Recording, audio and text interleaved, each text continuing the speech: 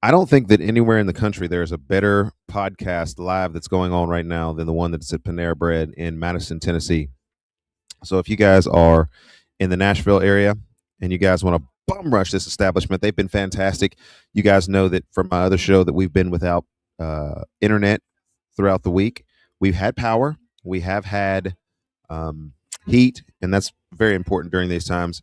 But we have a tree on top of our house, and we don't have any internet, which is probably connected. I don't know, deep science and things going on these days. But anyway, that has led me to be at Panera several days this week, and you guys know I did a couple of broadcasts from Panera, and this broadcast I'm presently doing from Panera in Madison, Tennessee. So if you guys want to come down here and have a live broadcast, I don't know why you would get get out in the elements today for this, but when you could just watch it at home in the comfort of your home, get your chai latte and get everything ready to go. But we are back. The Way Forward Show. You thought we were going to go away just because there was an ice storm, just because there's all these busy things going on our schedule? Well, you thought wrong, because my man Jason has a lot on his mind. Dr. Reverend Jason Plummer. Government officials insist that They can't keep a good man down. My man. He here, folks. They Welcome back, 2026. This is the first time that we've met this year. I know. And so I'm excited to hear your voice, see your face there on the screen, all the things, and see you guys' faces out there as well. Yeah, we survived Snowmageddon. Well, for you, it's more Snowmageddon. For us, it's really just snow. It's just snow. What? Nothing to see here, folks. Nothing What much did you to see expect? here.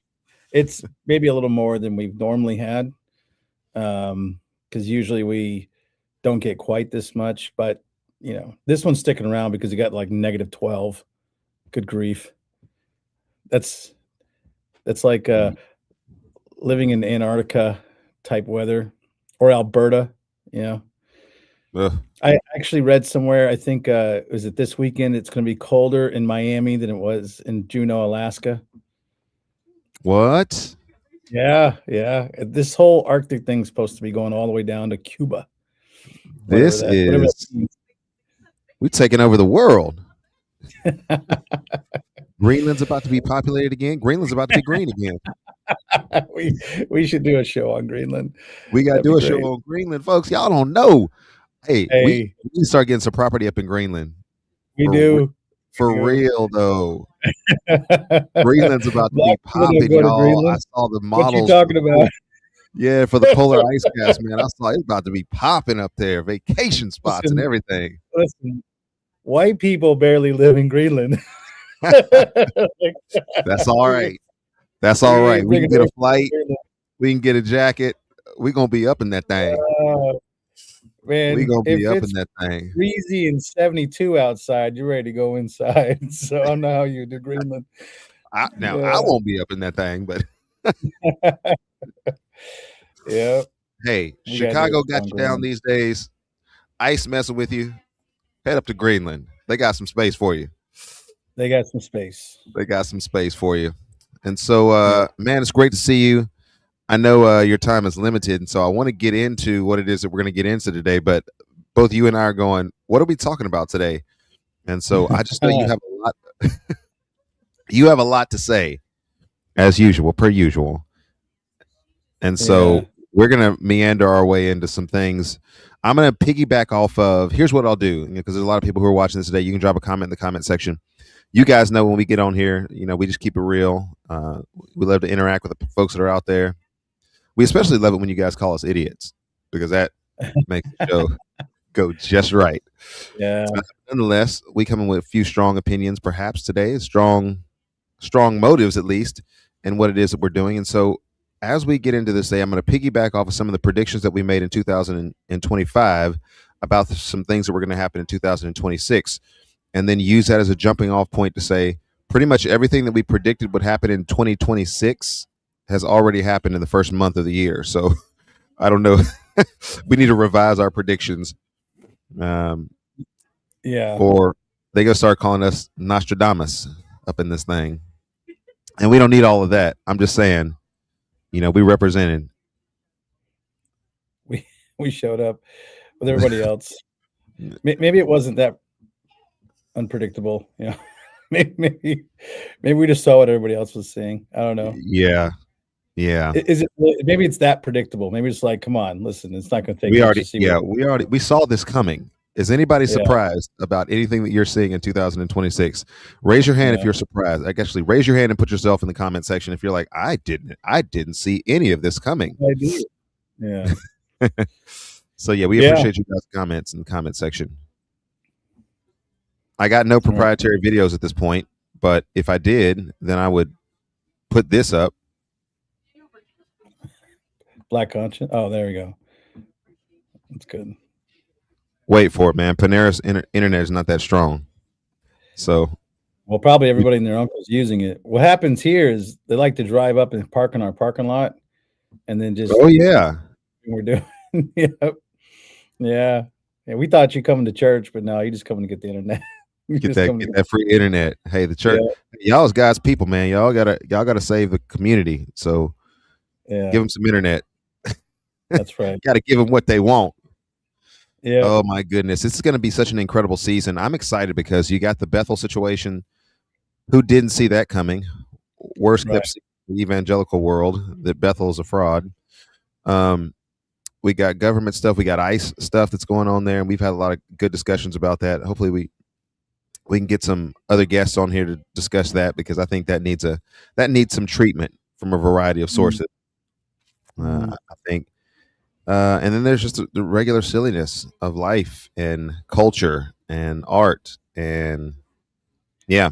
So, would you lead us in prayer, and then Yeah. we'll dive in. Yeah. Father, we thank you so much for this opportunity. We ask that you please bless our conversation and give us the wisdom and grace we need to help the church move forward and just to be faithful to you in Christ's name. Amen.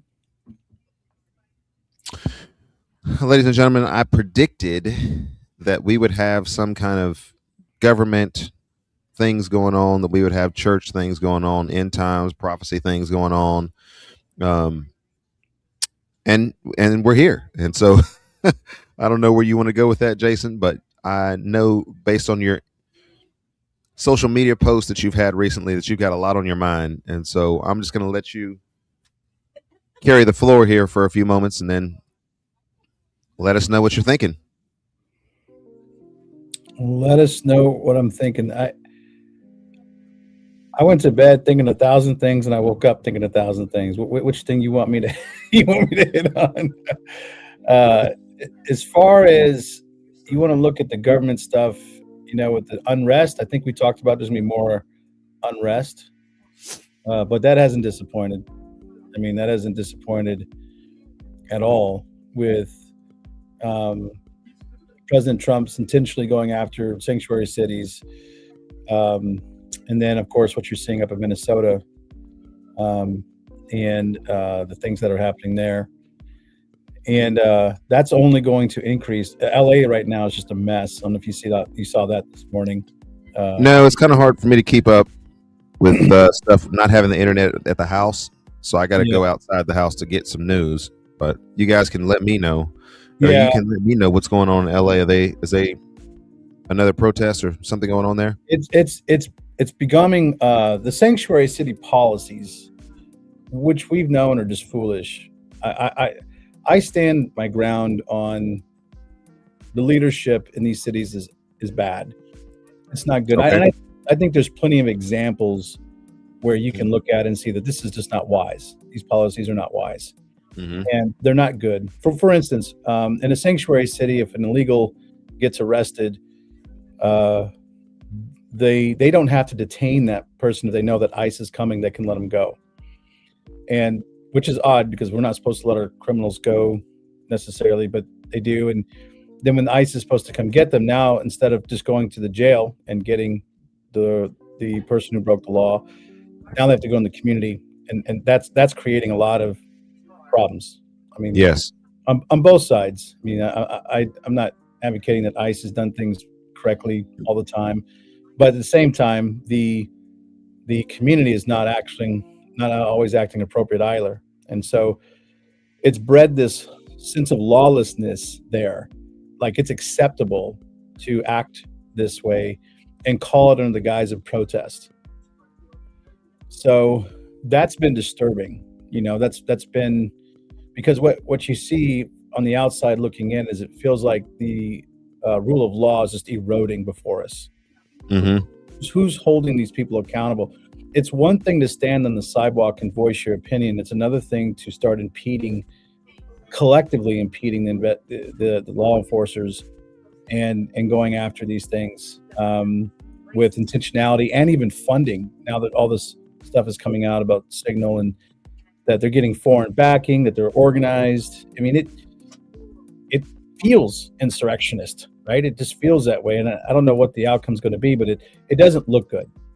And so, let me ask you a question about basic nature of accountability when it comes to some of these discussions, because I use that terminology when I'm having discussions with people in East Nashville. Now, you guys know that in East Nashville, people are very liberal, and they very much are concerned about what's going on there. They very much have an activist kind of mindset, upwardly mobile, white, middle class, educated, liberal women. A lot of them live in East Nashville, and then you're on the artistic spectrum as well. And so that's just to give you a context of where it is that I live. And when I have these discussions with people, they use the same terminology that we would use in terms of accountability, but they would say that the accountability is not on the side of the government, on the side of ICE.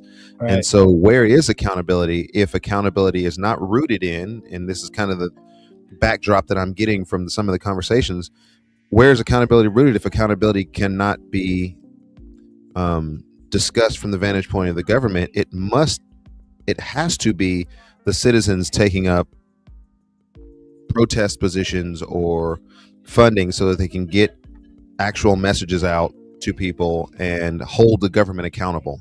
Use their constitutional right to hold the government accountable for what it is that they're doing. They're taking these children, they're ripping them up, they're putting them in cages. So that's the conversation that I'm hearing. Yeah. Well, the two things with that, one is the facts aren't necessarily important, and the truth isn't necessarily important in these cases. For instance, something I noticed right away, you know how the gal, Renee Good, passed away, being shot in the car. Before her body even hit the hospital, both sides were framing the narrative ASAP. This is what was going down. This is what was going down. And the same thing is happening with the gentleman who was shot, Freddie. Alex Freddie. And before the facts are out. And there used to be, I think, this agreement between the public and the government of understanding the rule of law. We're going to respect the rule of law. Yes, we have the right to protest. Absolutely. Activism in itself is not all bad. The government has proved it to us that it cannot be held itself accountable. It's always going to overreach. So we live in a country that allows us to confront that, which is great. But at the same time, where does the accountability start to cross the line on the public side? And I think these protests are not protests holding the government accountable. It's moving into something else. It's moving into lawlessness. It's got a nefarious element to it. Why would foreign money be backing these protests? And why would you be accepting foreign money? Why is it so organized that you're starting to impede federal officers from doing their job? Protest isn't meant to do that. Protest is meant to make your voice known, but we have a process for dealing with arrest, the appealing process. We have things you go through that you can make that voice known.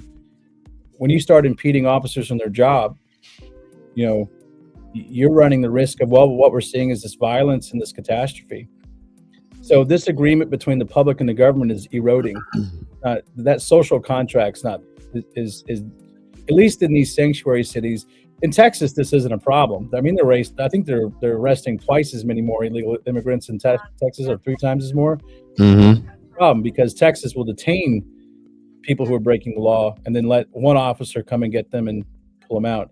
That's not happening in the sanctuary cities, particularly in Minnesota. So what you're seeing in these cities is that the social contract is deteriorating and the rule of law isn't being upheld. And now somebody's going to have to overreach. And I promise you this, at least in my experiences, the government usually always wins, good, bad, or indifferent. And I'm not even saying it's good for the government to win. I'm just saying that when you start exerting power, the government's got way more power, and it doesn't go well. You're gonna fight fire with fire. Then that's it turns into live by that. You're gonna die by that. That's right. You live by the sword, you're going to die by it. No government in the end is going to let itself destruct this way. I mean, I think Iran is just a good example of when it gets out of hand, because that government is horrendous. That government's been absolutely horrendous. Now you've got 4% of the nation now up in the streets, which is the threshold, by the way. That's a big deal. So there's a lot there, but one of the things that I am hearing on the street here in East Nashville, one of the things that I'm hearing is that in response to a plan, language like fascism, we have people who are using terminology that doesn't necessarily apply itself to the context that we find itself in, but they're using that because they say that there's a lack of other ways to describe what's going on. What is this administration if it's not a fascist administration? And I'm saying don't use that terminology, because that terminology doesn't comport with what historically we know fascism to be. Now, you talked about Iran, and I think that there's a dramatic difference in the context of what we have here in the American situation in Iran. And I think that context matters for people to recognize that there is a due process. You may not like the process, right? But the fact of the matter is the process can be changed. The process can be appealed to if there needs to be necessary changes. And if enough people appeal to that process because they've been convinced that the process is wrong, then those kind of things can be addressed. But it takes time. We can't just have a knee-jerk reaction.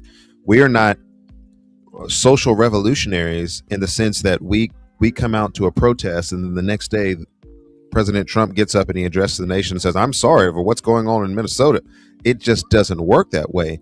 And so, as they say, the wheels of justice turn slowly. And I'm sorry, folks, if you don't appreciate and understand that that's the way things work in the United States of America. But juxtaposing what your argument was, Jason, go to some other place in the world and you don't get the time to make these necessary changes. You just get killed in the streets. And so I'm not trying to be dramatic. I'm just simply saying you can either wait your turn in line and wait for due process to take its place and peacefully protest and redress grievances that are in our society, or you can get ran over. And a lot of people are figuring out that that's how our government works, but they should have already known that. Well, it's funny they say fascism is, they're trying to describe Trump, which I think fascism is actually more of a leftist ideology than is a right. Remember when Biden was in office, everybody was for the state. Everybody was for the state, and if my understanding is correctly, when you think about the historical definition of fascism, the state is supreme. It's the leader embodies the will of the nation, and individual rights are subordinate to national destiny. Call it that, whatever you want. I think it was Mussolini. Didn't he say something like everything within the state, nothing outside the state, nothing against the state? That to me describes more of the leftist mentality than does Donald Trump. Donald Trump might be a megalomaniac. Donald Trump might be narcissistic. Donald Trump might want every building named after him, but Donald Trump does not embody Mussolini, Adolf Hitler, or the whole idea of that nationalism by itself is fascism. That dissent is going to be criminalized if you are dissenting against him. He's using the court systems in place, and he's advocating a free market. He's advocating the democracy that we live in. What I'm seeing is fascism on the left-hand side, personally. The violence, the intimidation, this idea of cultural and education, and everything is mobilized around the state agenda, which is supporting these leftist ideologies. And I saw it most clearly in Obama and President Biden. I don't see fascism in Trump, because I don't see him giving us total state authority. Yeah. I don't see that. Like I don't. So you may not like the man. Like I get that. You might have problems with the man. I just don't think you can call him a fascist or call his regime fascist. Well, I think what people are responding to is there's a ICE surge that takes place in some of these sanctuary cities, and they look at that, and then they look at the National Guard being called up to be on standby in some of these places where there's protests, and they say, well, look, he's mobilizing the military to deal with civil unrest in our society. That seems to be fascist in the way that its orientation takes place. And so was it fascist when Biden used the FBI to do the same thing? When he went after, remember that Catholic guy who was charged with the face? He had like 6 kids. He pushed an elderly person down because they were like yelling at his kid, and he gets attacked. You have the FBI going after their political opponents. I mean, that's fascism when you start using the government entities to start killing the dissidents. And I am not at all. I think you and I have been very clear that we've had our problems with President Trump, especially with his character. And it's not uncommon for both sides to use their office to wield consequences to political people, right? But I'll tell you, it was scary to watch President Biden in his 4 years use the arms of the government to go after not just his political people, but conservatives and Christians and things of that nature. It wasn't just him, it was the party behind him. They had no problem letting that fly. But the moment Donald Trump decides to enforce immigration laws in a city, he's fascist. So I think if you want to see fascism, wait till Donald Trump is out of office, and if they win the office again, if they get the power again, you're going to see the state unleashed like we've never seen it before. But I think. Yeah, and what's difficult about that, Jason, is that both sides have sort of ratcheted up the rule of law in the sense of the government and its involvement in affairs, various affairs or agendas, to the point where you and I would probably say as conservatives, we would like a smaller government. I'm sympathetic to some extent, although I think libertarians are mostly cowards, but I'm sympathetic to the idea that we should have a smaller government, that if we were framing things by virtue of the Constitution, we would not have the government involved in every single thing. But it's kind of like once brinkmanship happens, once one side ratchets the government up and says, okay, we're going to be involved in education, we're going to be involved in federal bureaus of investigation, we're going to extend the bureaucracy, then the other side kind of looks at that and says, well, if we're not putting our people in charge in those areas, then we can't just abolish everything and then reinstate it every 4 years. And so both sides have kind of gotten out of control with regards to how much government influence is taking place here. I wanted to ask you this question because I think there's maybe 2 different answers here. Maybe it's the same answer, but my question is this: from the standpoint of a Christian, should we trust the American government? And then another question is, can we trust this particular government? Hell no. Wait a minute. There might be a soundbite for that one.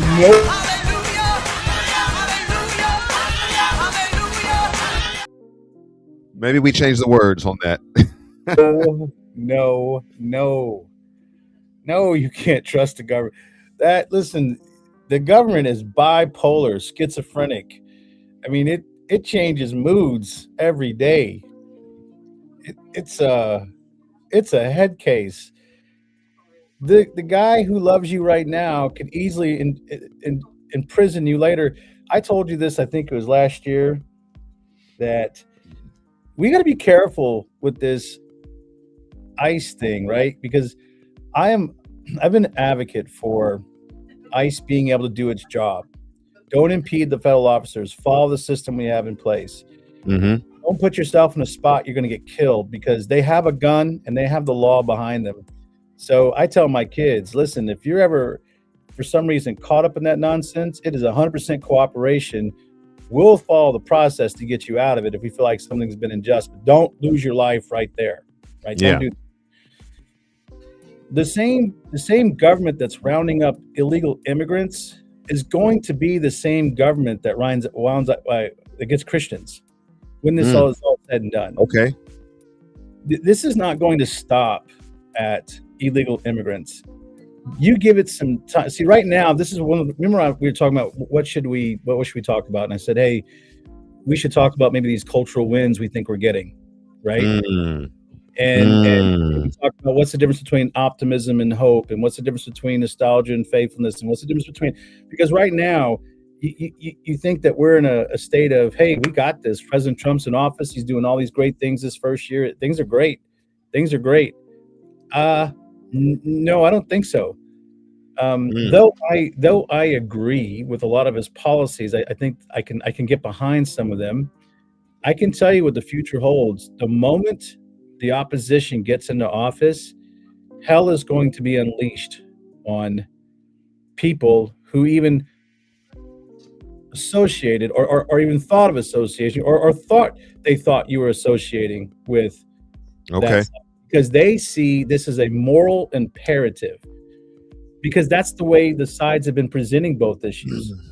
Yeah. So the same government that is coming into cities and addressing these immigrants, and maybe you think, Jason, you're out of your rocker because the Second Amendment guarantees the freedom of religion. Did you see what happened in the cities when Don Lemon and his crew crossed that line and went into that church? Did you see that? That was the reaction in the church, or the reaction to Don Lemon? Just in general. Did you watch that whole thing unfold? Oh yeah. And you didn't hear the left outcrying, saying that no, that's a line you don't cross. We have the freedom of religion. No, because the idea is, listen, you got to do whatever it takes to get your point across. That means you got to disrupt their church service. You disrupt it. Well, take that idea and put it into somebody who's actually got the power to do something about it. Make a few changes in the Supreme Court, and all of a sudden your religious liberty is toast. It's been toast since 2012, for the mere fact that there's no way that freedom of religion can coexist with the gender ideology that's been accepted now inside of our culture. This is not going to happen. Yeah, because that's going to be labeled hate speech. So in 2008, 2012, you started seeing the deterioration of the freedom of religion right there. That was the beginning of the end for us. We're a few years away from that making a turn to it being a real reality, that I sit in the pulpit, I start to preach something that is against the narrative that comes from the left side, and the police show up and say, listen, you're going to jail. And then what I'm going to hear from the left side is, hey, the federal officers are doing their job. I mean, you said it. Don't impede the investigation. Is doing their job. That's going to happen. Well, here we go. I mean, you start talking and our viewership starts going down because you're talking about Christians being in prison for freedom of speech, freedom of religion. Folks, I want to hear that on a Saturday morning. But no, here's something that, and I agree with you. I think that you've hit the nail on the head. I just wanted to add some levity to the conversation. But I thought Al Mohler did a really great job of hitting two key points in this discussion this week. And there's two things that I think have to factor into everything that we're talking about. And one of them is this: from a government and constitutional standpoint, we have to look at the issue of nullification. And when these sanctuary cities, there is a context for the discussion, the violence that you see, and the protesters that are going there, and the funding that's going there, and the people who are out completely outside of the bounds of U.S. citizens who are coming in and being a part of these things. If you can set up laws and cities where the rule of law for the rest of the nation does not apply, one must wonder if the rule of law applies anywhere. Yeah. And so the nullification situation that we're facing is a clear and present danger, I would think, from a constitutional standpoint, as well from a legal standpoint. Can these cities operate in such a way that they're harboring people who have criminality associated with them because they're in our country illegally? If they can do that, what stops anybody, to your point, in future administrations from setting up more sanctuary cities, and then That's it. eventually the rule of law and the borders has no consequence whatsoever, and it means absolutely nothing. But the second thing I thought that Albert Mohler hit this week, and he did a great job this week. I don't know if you still talk to Daddy Mohler. I know you went to Southern Seminary, but if you get a chance to message it, do what? We stopped texting each other. Oh, you stopped texting? Hey, you need to text him and tell him he had a good week. I don't know if he got some extra sleep. I don't know. I don't know. That man no sleep. Like 2 I was hours. gonna say, it seemed like he was spot on this week, because the second thing that he talked about is everything. And listen, guys, I think Jason and I are on lockstep on this, and tell me if you're not, but I know that you probably are. Everything that you see in the news, everything that you see in politics is not just siloed into political discussion or here's sociological study or psychological study. All of it has worldview implications, and all of it is connected to a religious ideology. Yeah.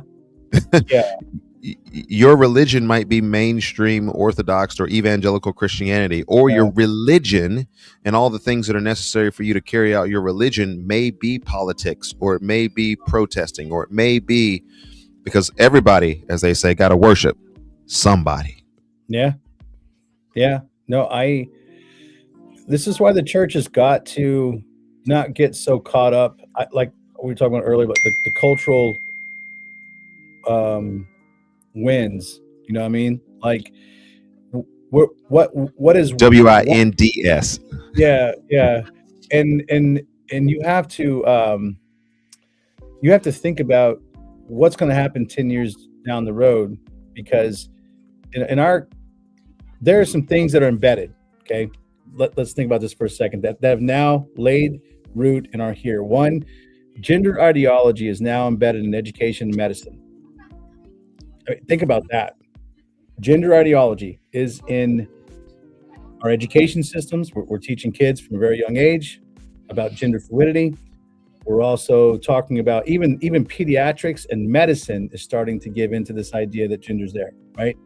Marriage is culturally redefined, regardless of law. It is now accepted to be same-sex marriage. It's there. It's in the law. Your speech and my speech is increasingly being policed.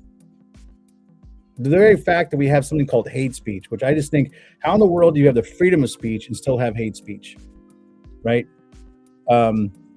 Even though we have a reprieve right now because President Trump is in office and he's not applying as much, nearly the pressure that, say, President Biden was, the church is still viewed in suspicion right now. These are embedded things. Okay. The church is foolish if we are to be optimistic because we have political power. Mm-hmm. Because optimism, I think, is circumstantial, and it depends on trends. And right now we're trending okay because we have the right people in office. And if the right people remain in office, maybe we trend okay. Those winds turn immediately when power is lost and people get in there who are going to espouse these ideas. And here's why I say it this way. I've been listening to some conservative pundits on YouTube, and they're all talking about how woke is being destroyed, how liberalism is being destroyed, the Democratic Party is being destroyed, and I'm just like, no, it's not. No, it's not. It's just. Don't believe the hype. He said, don't believe the hype. You have 80 million people who have bought into it and are drinking the Kool-Aid. It's not going anywhere. Okay, you're going to get people in office. This is going to turn, and many Christians believe that certain court decisions or elections is going to stabilize the culture. That's optimism. I'm sorry. We're called to hope. That's the difference. That's the difference. We're not called to optimism. We're called to hope. I think hope is more covenantal, maybe. Yeah. Hope is definitely dependent on promises that in the end, Christ is going to hold fast. And so that's where I think the church needs to make more ground, because I think we're trying to make decisions based on optimism and maybe not hope. That's my concern. Yeah, and that's good. I want to go back to something that you said. I mean, I don't even know, Jason, if we need to have a script for the show. I mean, it is good for us to research and have some things, but there are so many things that just come up in the nature of conversation between the two of us that I would really like to, center in on some of these things a lot more, maybe in future episodes. But I'm watching identity politics play out in a weird way, right? There's this whole reaction to wokeism in our society and in our culture. BLM is out there. The Me Too movement had started. There's various groups that are vying for a voice because they've been oppressed too long, and they're going to get their day in court, their day in the sun, and people are marching and protesting. They've got momentum behind them. I was concerned, and you and I had this conversation about Christian nationalism. And I said, if we don't watch it, the church is going to be hijacked into a political agenda that essentially says, well, we've been oppressed now because now everybody's upset about people being white and this and that. And so that group of dissidents is now going to form their own identity group. And you see that in people like Nick Fuentes. What concerns me is the idea that people conflate some of these voices that are sort of the extreme but Christian, and I say that with air quotes, folks. I hope you can see. If you're just listening to this in your car, you're listening, I had that with air quotes. People call themselves Christians, but their speech is political, their rhetoric is political, their means are very political and even aggressive. How do we instill trust in people when they say, well, you can't trust the government because you already gave hell to the no to that one? You can't even trust the church because, one, on the one side, there's scandal, but on the other side, the church seems to be, in their understanding, complicit in some of this because they're either speaking in such a way or they're not speaking in a particular way. How do we lead people back to this area of trust? Who can you trust these days? If you can't trust the government, you can't trust the church, you can't trust, the Christians, you can't trust the non-Christians, you can't trust the liberals, you can't trust the conservatives, can't trust. How do we establish that? Because I feel like we can't even have conversations if we don't have good faith that we can even have a conversation that is going to be productive. Yeah, I think I've experienced some of that on Facebook recently. I got caught up in I don't know. I was really upset about. I've been upset about what's going on in Minnesota. I love Minnesota. Minnesota is where I got married. I got saved and did a lot of my discipleship there. And so Minnesota's always had a special place in my heart. I got some wonderful friends up there. And I just hated seeing the cities tore up because it was such a beautiful place to visit and just watching all this go down. And so I'm also seeing the lawlessness and all that go down. And so I made this really brash comment on Facebook that it didn't have a lot of thought behind it and wasn't considering, who was listening or reading it and wasn't considering all the facts. I mean, it was just dumb. It was a very brandish, rash comment that I probably shouldn't have made, even though some of the elements of the comment I think were right as far as the truths. I do think there's a problem in the leadership in Minnesota. I am not a fan of Waltz or Frey. I just think the way they've handled this whole thing is absolutely horrendous as far as leadership goes. They have to do better. I mean, they have to do better. But at the same time, my tone was not at all. Christ was not ruling that tone when I said what I said. It was not there. This is confession time, folks. Yeah.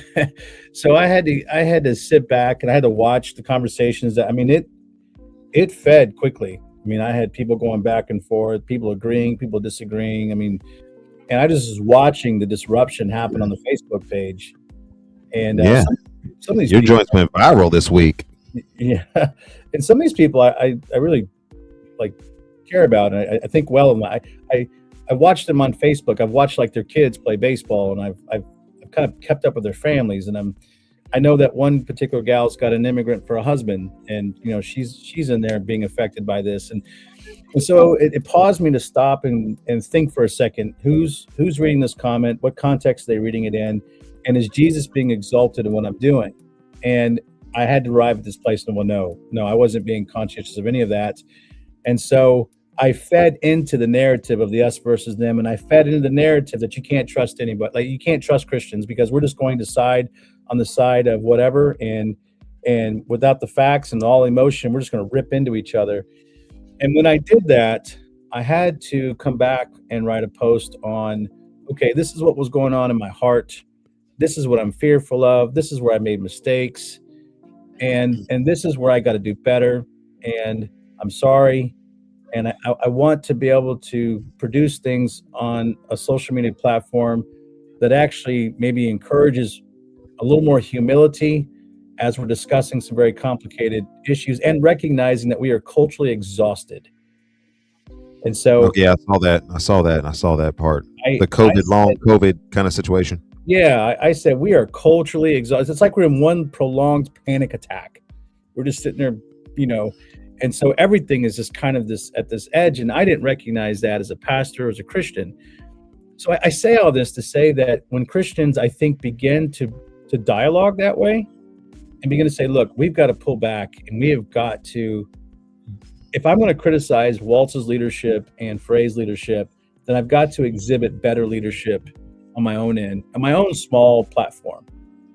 And so that's what I did. I made the post. It wasn't nearly as hot as my first post, but I think it got my point across. May I ask a question about that? Yeah. Because I don't want to stand in between a pastor and God Almighty speaking to your heart to confess and say the things that you said in that media post. I think that all of us could probably should evaluate ourselves whether or not. And what it did for me is, am I guilty of the same thing? Am I responding in the ways that are appropriate for my comportment and my calling in life and station in life? So it didn't make me reflect on some things, but I was wondering, Jason, was this a categorical, or I should say a context situation where you can hold the views and say the things that you were doing but maybe the context of Facebook wasn't the place to have those discussions? Yeah. Maybe the way that it was, but this platform and maybe another platform would be a more appropriate context to be able to say some of the things you were saying?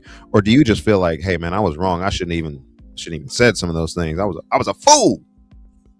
No, I think so. I say something along the lines of, towards the end, that none of what I'm saying denies the importance of truth or law or wisdom. And I'm not saying that even what I said was entirely wrong.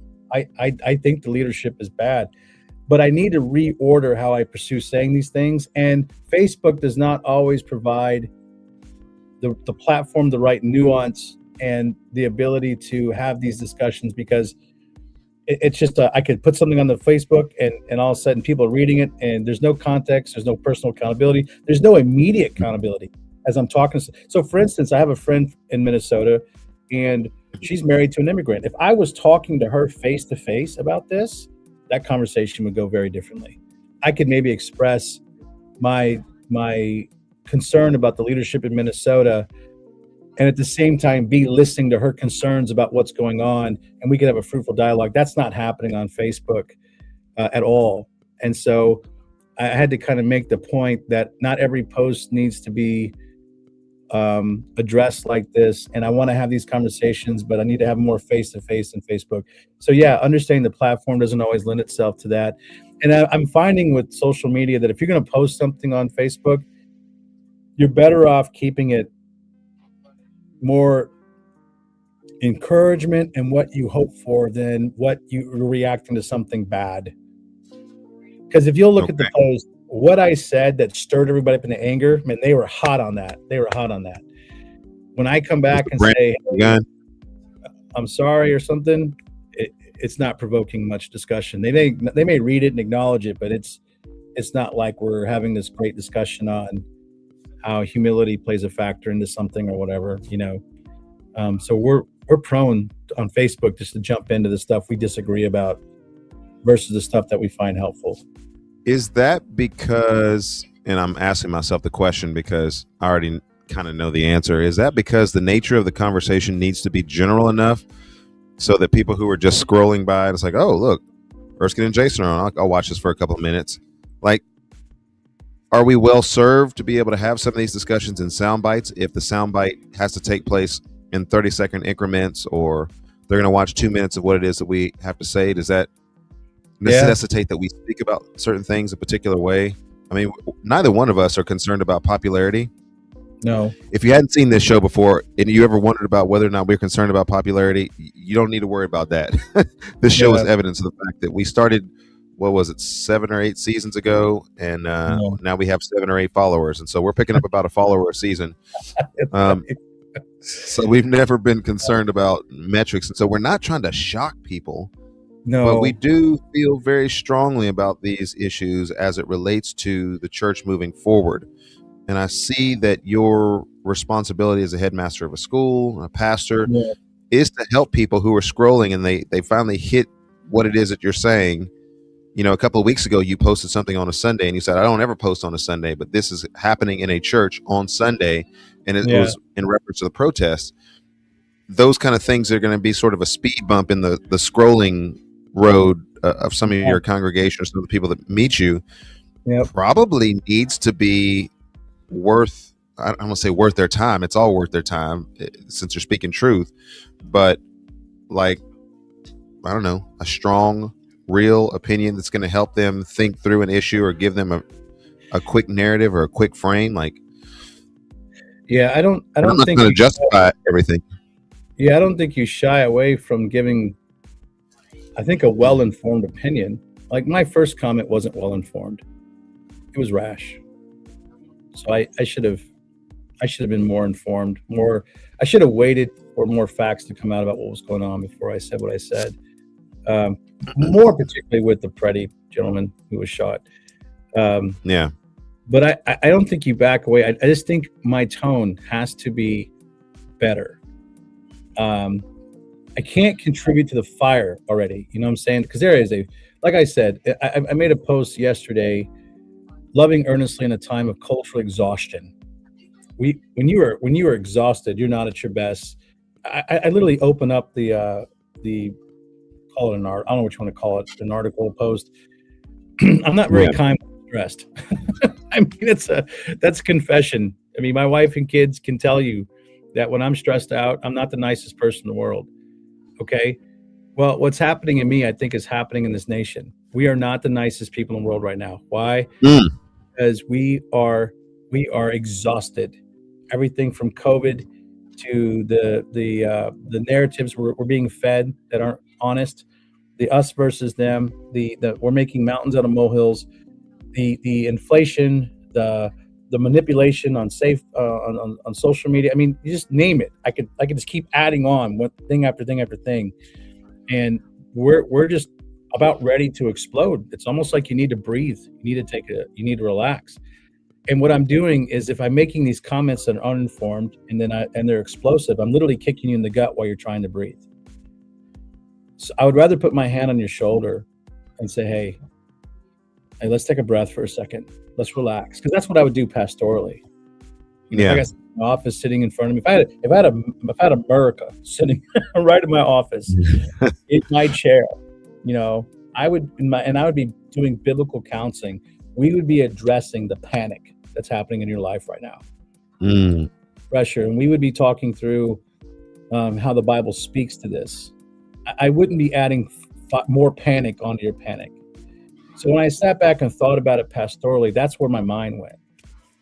I got to level down. I got to put my hand on your shoulder and say, okay, we obviously, you know, we're at a place where we need to talk about this. Sure. And let's do this in a way that I could still truth, sometimes pointed, but definitely with a tone that has to be about caring and humility. And I don't think in my last several posts over the last month, I don't think that's where I was. Okay. They're becoming more rash because I was becoming more inflamed by what I would say the nonsense I'm seeing. And I think when I peel it back, it's the disintegration of of this country that I love dearly, and this society that my neighbors and the things, and even I would say the America I grew up in that my kids aren't going to experience, all of that is just being destroyed right now. And so it's been a Yeah. gut reaction. And so I I meant that, don't. I think, when I, Yeah, no, that's fantastic. And let's, for those of you who watch this show, you know that we do this. We'll take some time off during Christmas, and we don't come back until now. It's kind of getting near the end of January to just take some time to just decompress from some of the stories and things that are out there. Spend some time with our families. Just kind of sort our own lives out. Kind of do the deep work of reflection. We really do feel like that's important to have those kind of quality times where we can investigate our own heart and our own motives. But I really do believe this, Jason, and I don't know how many seasons by God's grace we'll have an opportunity to do this, but I really do feel like, even though we don't have a ton of subscribers, the world needs this show. They desperately need this show, because as I'm doing research for various shows that I'm on, the polemics in our situation, I think, is what is exhausting people. To have somebody that you believe can be at least intellectually honest enough to say, we don't agree with everything that Donald Trump does. We don't always endorse everything, maybe procedurally, that ICE does. And so that's a part of the discussion, but it's not the discussion. We also want to endorse these other things. I think has often put us in a position where we're kind of straddling between both sides and ready to be shot on a firing squad by both sides. And we've had some views in which there have been some very conservative evangelical Christians who have said, well, yeah, I don't really rock with you on this particular position. And then obviously on the other side, those that wouldn't agree with our position and our take on that. But I really do think that that's where a lot of people are, if they're intellectually honest, by looking at things and saying, well, I don't always agree with everything with Trump. And I think one of the problems that I'm seeing is you can be conservative, and what we don't see in our government is people who are conservative, who are connected with the cause of, the upbuilding and encouragement of America as it stands, who are willing to criticize at times their own party, because that sort of chink in the armor gets you ostracized immediately.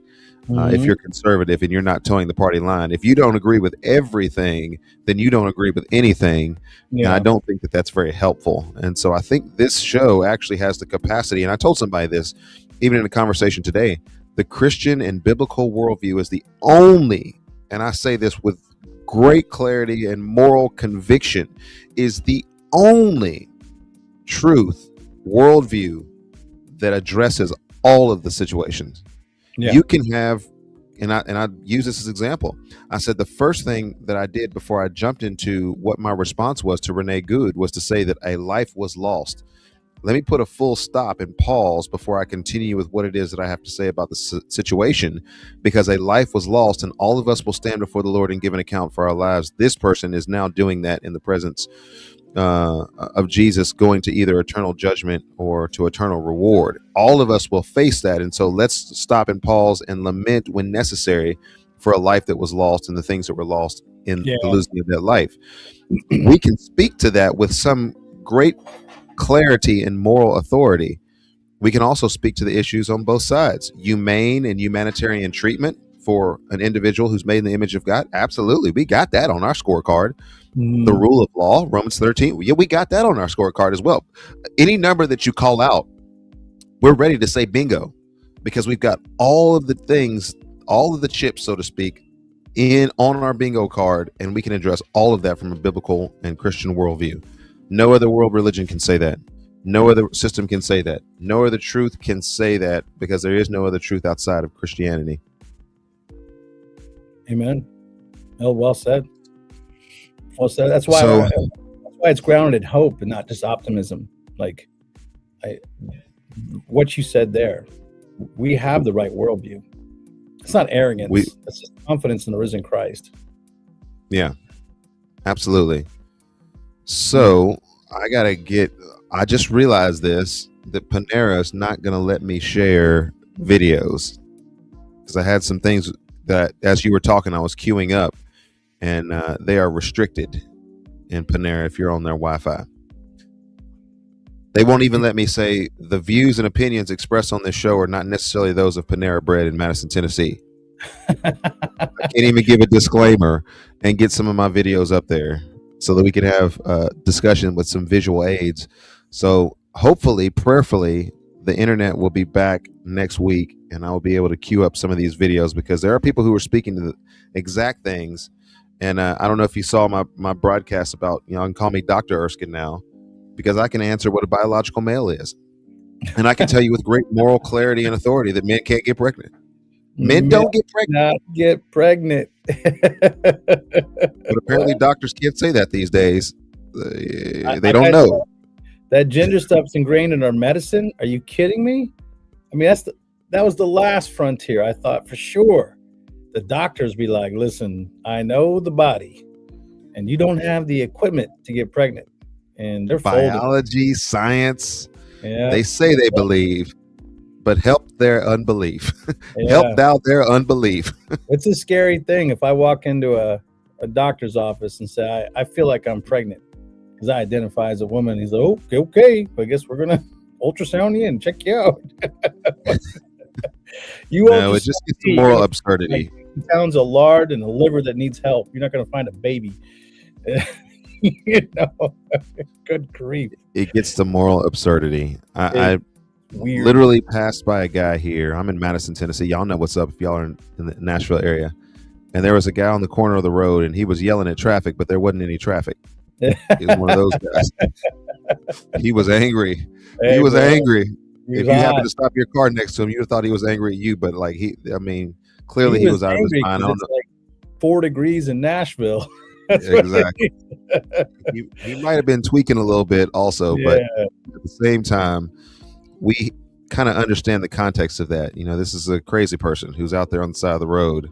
Mm-hmm. It just, when it's dressed in different clothes that looks like somebody that's respectable and somebody that's tenured and they have credentials, we're shocked when we hear them say equally ridiculous and crazy loony type things. Yep. So, anyway, I know we give takeaways on this, but we will come with a topic of research and discussion next week. But this was good to kind of freestyle, get us back in the game, so to speak. But I feel like it was important for you to be able to say that about the social media conflict that you were working through this week. Much appreciated. The clarion call there to just humility, ultimately. If the church could practice that, I mean, if the culture is exhausted by, I think fear, Christ is going to call his people, hey, we don't have to panic. Let's be kind of a repentant, humble kind of people who earnestly love one another. I think we can be a legitimate voice, a relevant voice in all this. If the church continues to just add gas to the fire and join the polarism that's there, we're in trouble. So, and I know when Christians hear that, they're like, oh, you're just compromising your convictions. No, Jesus is first, always king. I would love to talk to Paul about what he meant on being all things to all people for the sake of Christ. I'd love to sit down with him and say, Paul, help me understand that here in 2026 as an American citizen who is trying to proclaim the same gospel you were proclaiming to Athens and Corinthia and all that, and help me understand where the boundaries are in the context of even 1 Corinthians 13. All things to all people, exemplifying love, and yet being willing to be stoned, get back up and walk into the city and preach the gospel. That's what we have to, as Christians, it can't be about these political wins. It's got to be about the kingdom. And I think maybe God is forcing our hand on that. Praise the Lord. Praise the Lord. Well, this is an incredible episode. We had my social media AI assistant who was helping out with the show. You didn't know this, but the reason why this went so well is I had an AI media assistant named Newton who was helping out with the show. Newton, can you come in and say hello?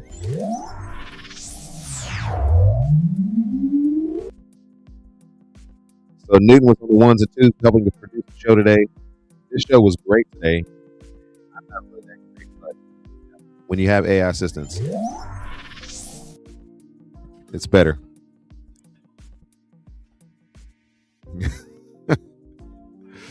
I got to keep you on your toes. All right. That's another one for the record book. All right, bro. Be good. All right. We out, folks. We'll be doing this. You free next weekend? I think so. I'm not really going anywhere. I mean, it's okay. Cold. Because there's a lot of stuff out there, bro. There's that interracial marriage stuff. Joel Webbin and some of the things that he's been talking about lately, and some of his debates that I'd love to. Blacks and whites are getting married. What? Well, I'm actually against interracial marriage, and so I'm going to talk. I think it's wrong. I think it's wrong in all occasions and in all contexts. Yeah. I'm against interracial marriage. You just can't see the difference between black people and white people. That's what it is. You're blind. Well, if we're talking about the human race as opposed to the animal race, yeah, I have to be against interracial marriage because I don't think people should be marrying animals. Save the whales from people trying to do nefarious things to them. But yeah, we need to come out and tease out some of these things. And then, obviously Bethel came out and made a statement. They apologized, but it's funny. It's funny these days. People who have power, I guess they don't like to not have power. Yeah. So the bigger the ship, an apology. Whereas if you and I did some of the things that they had done knowingly, wantingly for years and years and years, we would be needing to resign because of the discredit of our character and ministry. So it's interesting. It's interesting out there, folks. You're swimming with sharks. You're swimming with sharks. And this show is the only opportunity you have most of the time every week to jump the sharks and get to truth. Here I am. It's the way forward, folks. Government officials insist